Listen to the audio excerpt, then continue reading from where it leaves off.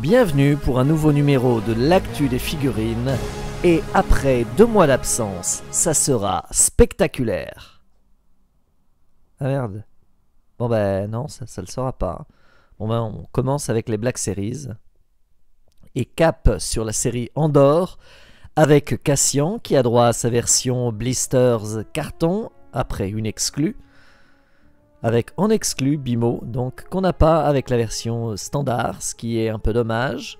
On retrouve tous les sidekicks du héros qui ont droit à tous les honneurs, à de nouvelles sculptures, comme Bix qui semble être une figurine vraiment soignée, fourmillant de détails et d'accessoires relativement sympas. Le flamboyant Luthen, dont la head sculpt est très réussie et ressemble beaucoup à l'acteur Stellan Skarsgård. Excusez-moi. Tout comme Mot Mothma qui a droit elle aussi à une figurine très réussie. Tous ces persos devraient sortir début 2023 et coûter la trentaine d'euros habituels.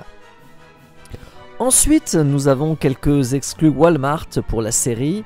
Cassian version Aldani en infiltration impériale. Un officier impérial avec cape et moustache. Un autre officier impérial de Ferrix.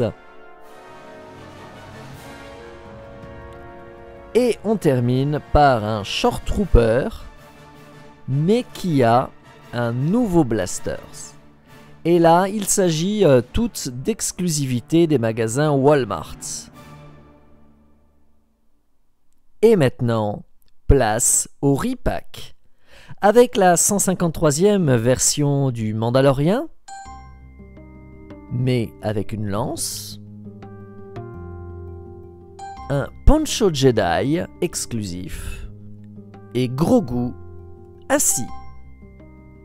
Un pack exclusif Amazon pour moins de 70 $ qui sortira en début 2023. On a ensuite droit à des figurines du retour du Jedi, de retour, comme ce Lando, tiens, une archive, Leia Endor, Han Solo Endor, un Biker Scout Endor, et là je m'endors, mais il y a quand même un Ewok inédit, Wicket, et une figurine d'un perso important, jamais sorti en Black Series jusque-là. Ben, ça fait plaisir, mais il faudra attendre début 2023 pour la trouver. Mais par contre, elle est déjà en préco, je crois pour 27 € chez Mania Toys Collector. Oui, c'est mon revendeur habituel. Bon, et on termine par d'autres repents, les Gaming Greats avec un droïde République Commando et un Storm avec un gros engin. Sortie prévue en novembre 2022 et ce sont des exclusivités GameStop. On espère les trouver donc dans les magasins Zing français. Côté The Vintage Collection, c'est pas foufou. On a logiquement Cassian, mais avec la série Andor, c'est un peu logique, d'autant plus que les figurines avaient déjà fuité. La figurine de Cassian et également de Vel et son AK-47 de G.I. Joe, qui devrait donc sortir début 2023. On retrouvera aussi le chef de la Bad Batch, Hunter, une figurine avec un sculpt 100% inédit, et ça c'est chouette. Petite nouveauté bien sympa, le pack des musiciens de la Cantina, Vigrindan et son orchestre, 7 musiciens, 7 instruments différents, idéal pour recréer le Cantina Band. Une exclue Hasbro Pulse qui est enfin arrivée en France via sa version européenne de la plateforme. Une exclue qui coûtera quand même 109 €. Aïe. Et alors c'est plutôt du côté de la Pipeline Reveal qui avait plein de choses à se mettre sous la dent. Le bunker Endor sera le prochain diorama. On aura un guerrier Tusken de Book of Boba Fett. Tout un tas de Jabba Skiff-Guard qui sont là pour le coup des repacks d'anciennes figurines ou pas si anciennes comme Yak Face qui est sorti il y a vraiment peu de temps.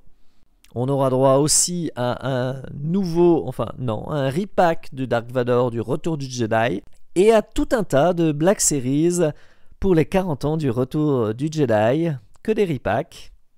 Ça en fait beaucoup. On aura aussi droit à un clone Trooper épisode 3. Bon, ça sera un nouveau sculpte vu qu'il est annoncé en grande pompe. Et tout un tas de figurines de The Book of Boba Fett, dont Cad Bane et le chef Tusken.